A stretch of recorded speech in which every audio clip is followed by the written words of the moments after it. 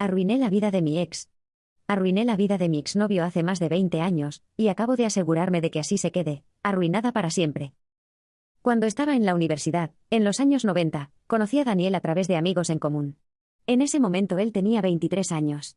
Ya había terminado la carrera y planeaba mudarse al otro extremo del país para continuar sus estudios de posgrado. Yo también estaba planeando mudarme con amigos a una ciudad que quedaba a solo 1 hora y media en coche del lugar al que él se dirigía. Teníamos muchísimas cosas en común. Nos enamoramos y parecía que era el destino. Ambos planeábamos mudarnos unos 4.000 kilómetros, casi al mismo lugar. Él tenía 2 hermanas y un hermano menor. Todos eran gente estupenda, y me hice amiga de ellos casi de inmediato.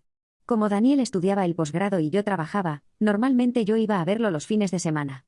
Él alquilaba una casa con 2 compañeros del programa. Éramos jóvenes, casi no teníamos dinero, pero nos divertíamos mucho. Salíamos a citas baratas y pasábamos mucho tiempo en su casa, donde criaba y vendía animales pequeños. Daniel era estudiante de posgrado en zootecnia, así que estar rodeado de animales era algo normal para él. Y a mí me gustaba. Conocí y me hice amiga de la esposa de su tutor académico, Laura, una mujer de unos 50 años que trabajaba en el departamento administrativo de la universidad. Era una mujer maravillosa, y a menudo almorzábamos juntas cuando yo iba los fines de semana. Daniel era asistente de profesor, y yo conocía a otras personas del programa, y hacía amistad con ellas incluso más rápido que él. Después de unos 2 años de relación, un día estábamos acostados en su cama, parcialmente desnudos, y de repente me dijo que le preocupaba que yo hubiera subido de peso, y que le resultaba cada vez más difícil sentir atracción por mí. No dijo ni una palabra sobre mi salud, solo sobre que me consideraba poco atractiva. Me senté y le dije: entonces quizá deberías preocuparte de que tenga comida normal cuando voy a verte los fines de semana, y no solo galletas con queso. Incluso a los 23 años yo no toleraba semejante mierda. Había ganado como máximo 4 kilos desde que nos conocimos y seguía usando la misma ropa, más o menos una talla 6 americana, o una 44 europea. No iba a discutir. Ese era su problema, no el mío. Así que le pregunté tranquilamente: ¿y cuál es tu decisión? Me miró con la mirada vacía y dijo: bueno, creo que deberías intentar adelgazar. Yo respondí: no, no voy a hacerlo. ¿Entonces qué vas a hacer tú? Le pregunté. Él dijo: bueno, probablemente nada. Solo quería decir cómo me siento. Yo respondí: genial, gracias. Me vestí, me acosté a dormir y al día siguiente, como siempre, me fui a casa. Seguimos saliendo, y unos 3 meses después me llamó, y dijo que quería terminar la relación después de casi 3 años juntos. ¿La razón? Y cito textualmente: no sabes lo suficiente sobre ciencia. Sentía que no podía hablar conmigo sobre su trabajo sin usar los nombres comunes de los animales en lugar de los científicos. Yo le dije que eso era una estupidez. Le pregunté cuál era la verdadera razón. Él insistía en que esa era la verdadera razón. Un mes después apareció para devolver algunas de mis cosas, y yo exigí la verdad. Finalmente confesó que estaba saliendo con una de sus estudiantes de licenciatura, llamémosla Clara, de 19 años. Él tenía entonces 26 y era su profesor. Le grité que se largara, y mi compañero de piso amenazó con tirarlo por la ventana del segundo piso si no se iba, y se fue. Cuando la puerta se cerró tras él, mi rabia se transformó en una risa histérica. Llegué y Marcos me dejó entrar mientras Daniel no estaba. Tomé fotos de todos sus animales, porque aunque yo no fuera estudiante de posgrado, sí prestaba atención. Sabía que tenía un animal que estaba en la lista de especies en peligro de extinción. No lo estaba criando. Era un animal rescatado que no podía ser liberado en la naturaleza. Había que presentar documentos y pagar $25, pero él nunca lo hizo. Luego subí a su habitación y empecé a recoger el resto de mis cosas. Mientras hacía eso, vi su computadora portátil abierta. No planeaba revisarla, pero en la pantalla había un documento abierto con mi nombre. Era un archivo donde llevaba un registro detallado de todo lo que, según él, estaba mal conmigo.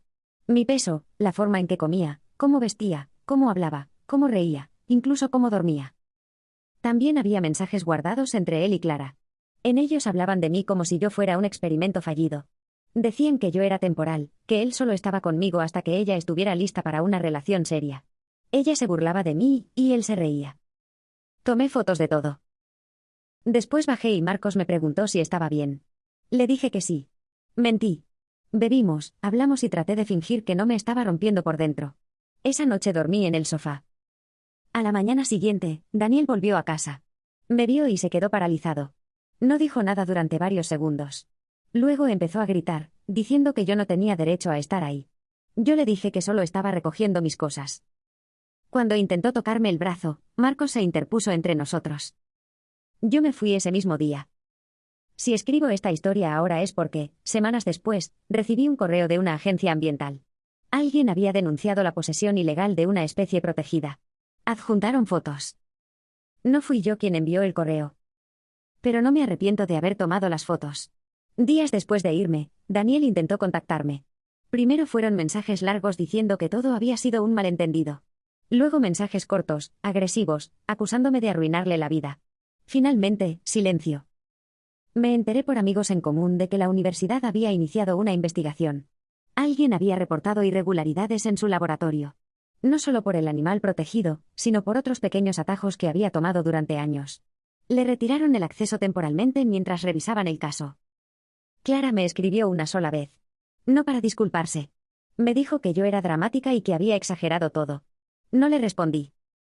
Durante semanas me sentí culpable, aunque sabía que no había hecho nada ilegal.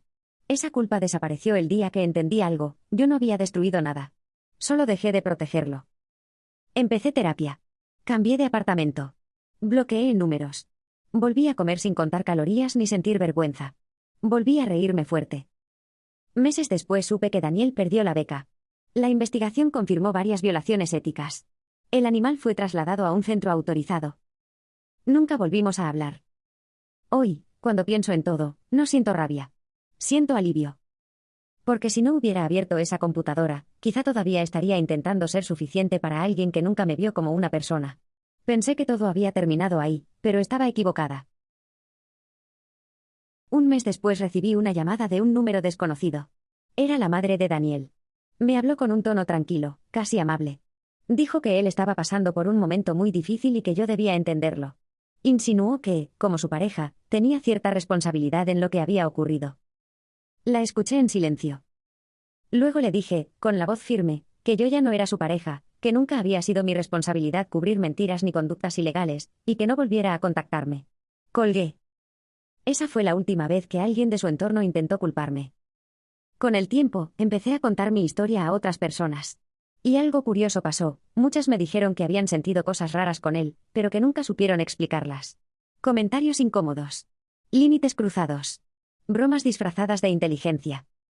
Yo sí supe explicarlo. Demasiado tarde, pero supe.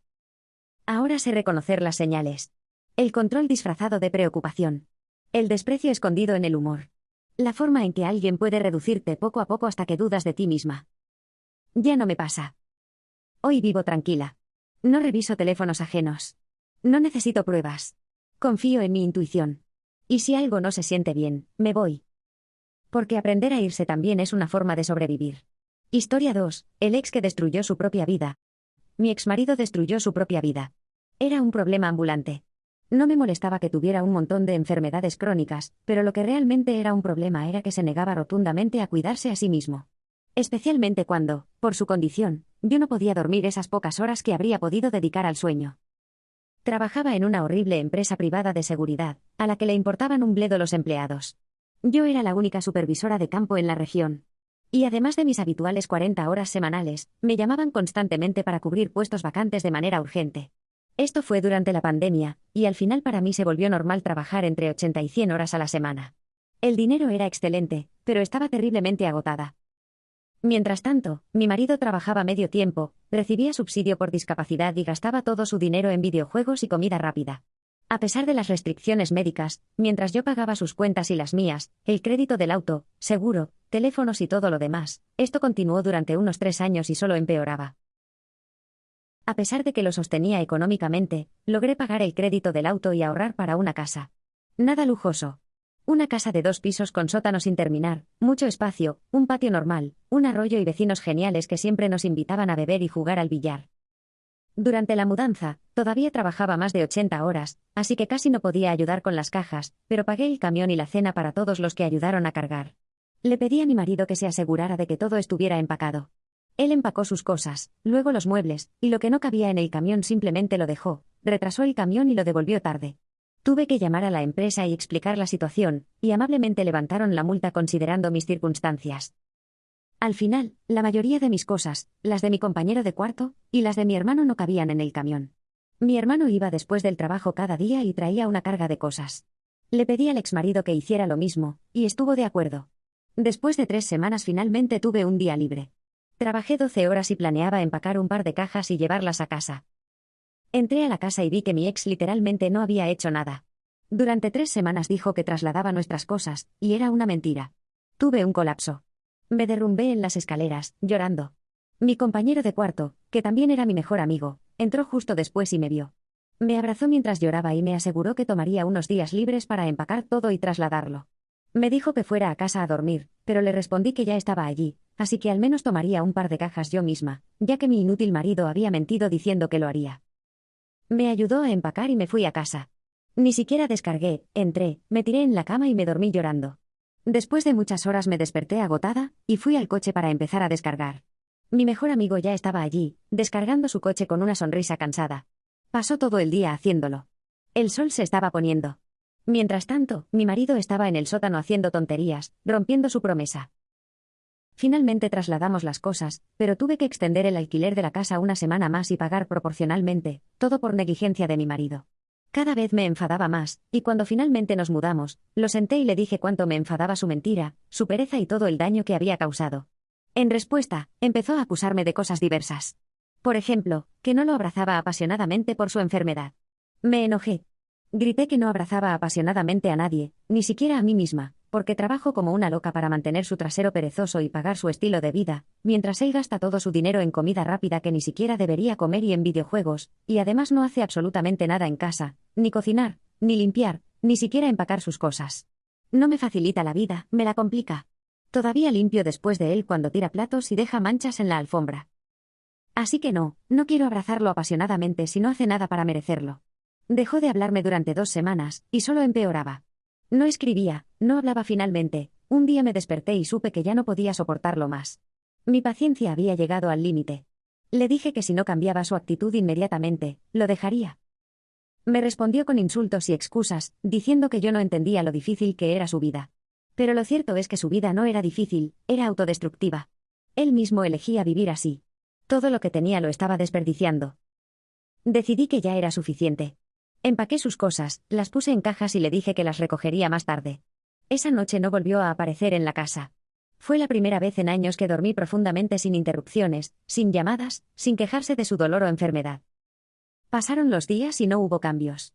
Él seguía gastando su dinero en videojuegos y comida rápida mientras yo mantenía la casa. Entonces finalmente me di cuenta, no había manera de salvar nuestra relación. No era solo que no colaborara, era que estaba destruyendo su propia vida y quería arrastrarme con él. Decidí terminar con él. Se lo dije con firmeza, no puedo seguir así. No puedo seguir pagando por tu irresponsabilidad ni cubriendo tus errores. Esto se acabó. Se enojó, lloró, me acusó de ser cruel, pero yo sabía que era lo más sano para mí. Después de su salida, la paz volvió a mi vida. La casa se sintió ligera y finalmente pude dormir bien, algo que no hacía desde hacía años. Mirando atrás, me doy cuenta de que su vida autodestructiva no tenía nada que ver conmigo. Yo hice todo lo que pude, lo cuidé, lo apoyé, traté de motivarlo, incluso trabajé el doble para que pudiéramos tener una vida decente. Pero nadie puede salvar a alguien que no quiere salvarse a sí mismo. Aprendí que a veces la mejor manera de amar a alguien es dejarlo ir. Y sobre todo, aprendí que debo proteger mi propia salud mental y física, incluso si eso significa dejar a la persona que amas ir. Después de dejarlo, mi vida cambió completamente. Recuperé mi tiempo, mi energía y mi paz mental. Pude enfocarme en mí misma, en mis metas y en mis sueños, sin tener que cargar con la irresponsabilidad de alguien más. Aprendí a poner límites claros y a no permitir que nadie me haga sentir culpable por cuidar de mí misma. También entendí que no todas las personas que amamos son buenas para nosotros, y que soltar puede ser un acto de amor propio. Con el tiempo, conocí nuevas personas, hice nuevos amigos y fortalecí los vínculos con quienes realmente me valoraban. Descubrí que mi felicidad no dependía de alguien que no quería cambiar, sino de mí misma y de mis decisiones. Mirando atrás, puedo decir que todo lo que pasó, aunque doloroso, me hizo más fuerte. Me enseñó a identificar relaciones tóxicas, a defender mis límites y a priorizar mi bienestar emocional y físico. Y aunque al principio fue difícil, hoy agradezco haber tomado la decisión de irme. Mi vida es mía, y nadie tiene derecho a destruirla. Cada paso que doy hacia adelante es una victoria sobre todo lo que alguna vez intentó frenarme. Esta experiencia me enseñó que la mejor venganza no es arruinar la vida de alguien, sino vivir plenamente la tuya. Y eso, sin duda, es mucho más poderoso que cualquier otra cosa.